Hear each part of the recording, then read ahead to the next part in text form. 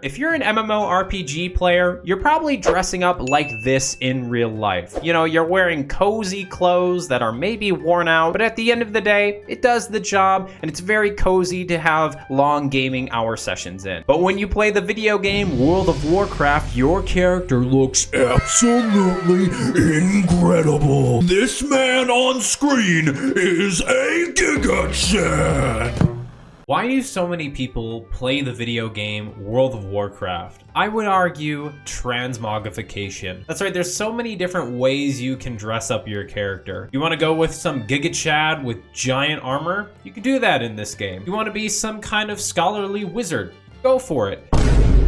You can also look like that. If you want to, hey, no judging, you can also do that as well.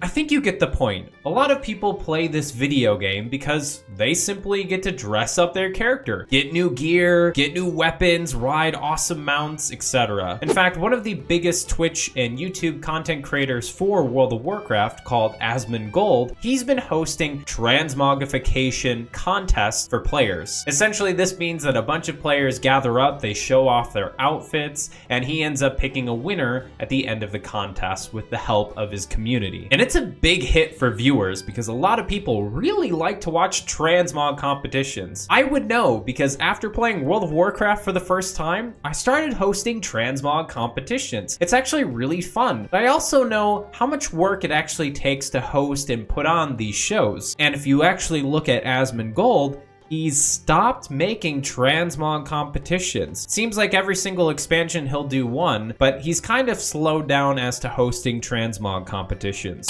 Are you sure about that?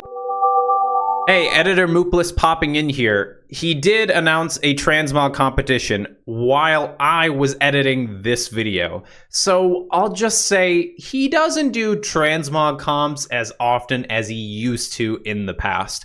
Maybe it's still an entertaining video for y'all. Good job, Asmongold, for announcing a brand new transmog comp. If you want to participate, these are the dates for it. Very cool. Pick a good mount and enjoy the rest of the video. Okay, bye-bye. So why did Asmon stop hosting transmog comps? And why is it that many other content creators on the platform don't typically host them? I'll dive a bit deeper as to why content creators stop hosting transmog competitions. But don't worry, if you're on the hunt to find a new transmog competition happening in 2024, if you stick around in the video, I'll be announcing a brand new themed transmog comp that I'll be hosting. And if you end up winning the transmog competition, you'll end up receiving a €50 BattleNet card. But without further ado, let's go ahead and jump into it.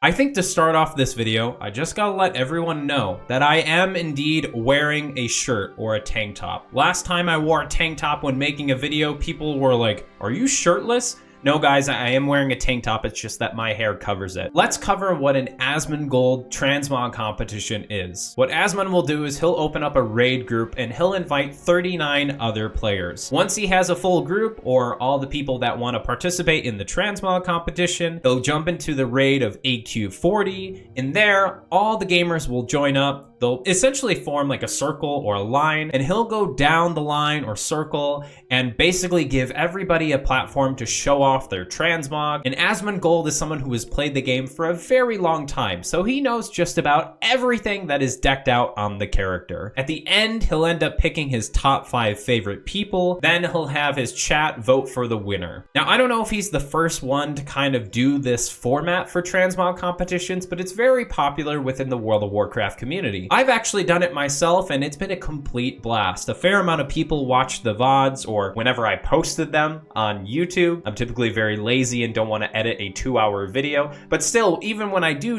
that, a lot of people do like to watch the content. And it's a big hit on Twitch. A lot of people will join in and want to be part of a transmog competition. But why is that really? Well, the answer quite simply is you get to be part of the show. The viewer themselves gets to be on the spotlight. They get to show off what they've been grinding, all the gear that they have, the different pieces that they mix together. Unless you're a full set Andy, then of course everybody makes fun of you. And a big thing is when everyone ties their transmog appearance with a mount. And a lot of times people either roast the mount and go, oh, you should hop on a different mount, or oh my goodness, this mog set works so well with this mount. And to be honest with you, it's kind of like an element element of surprise that is very nice to see, because sometimes you think, oh, I had no idea this person would hop on this mount. The whole mount aspect of it takes it to a whole nother level, and that's where transmog competitions are a lot of fun. It's the appearance of the character, it's the mount that they have, and sometimes people will roleplay, like they'll say things for their character, or they'll have toys or minis tied along with it. It's super cool. And when you do themed transmog competitions, that's a lot of fun because it forces people to be creative, think outside the box. I've done a bunch of themed transmog competitions. I've done movies/TV show characters, I've done a Christmas themed, I've done Alliance versus Horde. It's been a blast to do on my channel. But why exactly does Asmongold not do transmog competitions anymore? To answer that, there's a couple of variables that we have to dive into. The very first one being transmog competitions take a lot of work to actually set up. The first thing that you gotta do is essentially pick out a date of when the transmog competition is happening, so that way people can come to the competition. You'll have to decide the rules right here. Is it gonna be a themed transmog competition, or is it gonna be themeless? People can just appear as they want to. And once you decide a day, time, and theme, then you gotta start advertising it, whether it's to your own community on Discord, YouTube, whatever it might be. You wanna make sure that you tell your community when the transmog competition is happening. And even big streamers like Asmongold, he's gotta make sure everybody knows that, hey, if you wanna join this transmog comp, this is the day that it's happening. Be prepared, get your best mogs set up, because this is the date where we're gonna host it. And people have to schedule their day and go, okay, I need 3 or 2 hours set aside so I can be part in this transmog competition. It's a big commitment up front for not only the streamer who's hosting it, but also the viewers who are participating or even just watching it. And let's be real here. If you can get the same amount of views that you typically get from a transmog competition and just, you know, react to YouTube content, reacting to YouTube content is way easier. You don't have to wait on other gamers to join your group. You can just find a viral video that is on the internet and just record yourself reacting to it and essentially get those views. Hey, I'm not gonna bash him for doing it. He's getting that bag. I guess some people might say,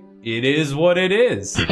But let's say Asmongold's having a good day and he's able to essentially do that first step. Here comes the second step, actually being there for the transmog competition and hosting it. Now, a lot of people might say, okay, you just gotta go around the circle and essentially make a couple comments from people. No, you gotta invite everyone into the group. You gotta make sure everyone gets into that instance. There's always gamers who are late and they're like, oh, can I get an invite? Can I get in? Can I get in? So you have to kind of manage everyone getting into your instance, make sure everybody is set up, and then you can start the transmog comp. For the most part, a lot of the World of Warcraft community is very friendly and organized, but sometimes you get those, I'd say they're called griefers, and they're kind of running around, being in front of the camera, just kind of being a nuisance. You can kick them from the group, which is why you do it in a raid instance, so that way other players don't annoy you or interfere with the competition. But once that's all done and you have everyone set up, then yeah, it's 2 hours, 3 hours. I don't know. It really depends on how long you take as a content creator to give everyone their own personal stage space for their transmog appearance. And doing this takes a lot of energy because you have to make comments about everyone's appearance. Whether you're completely roasting it off the bat and being like, why would you dress up like that? Or having a genuine reaction of like, holy cow, this appearance is awesome. How come Shrek is in World of Warcraft? I had no idea. This is absolutely fantastic.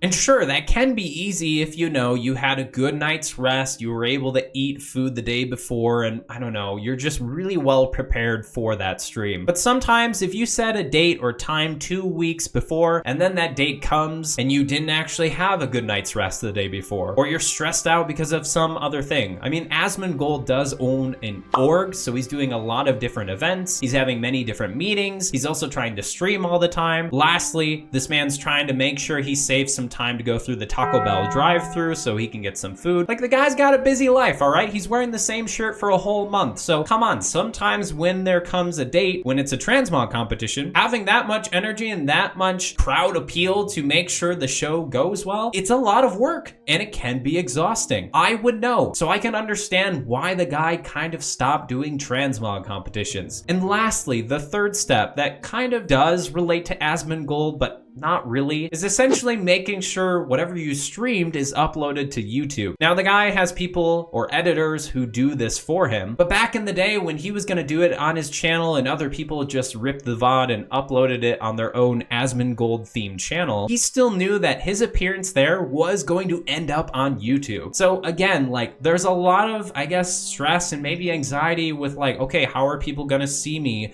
for a whole 3 hours on camera as I react to people's outfits in the game? And let's say you're not Asmongold and you don't have video editors at your disposal.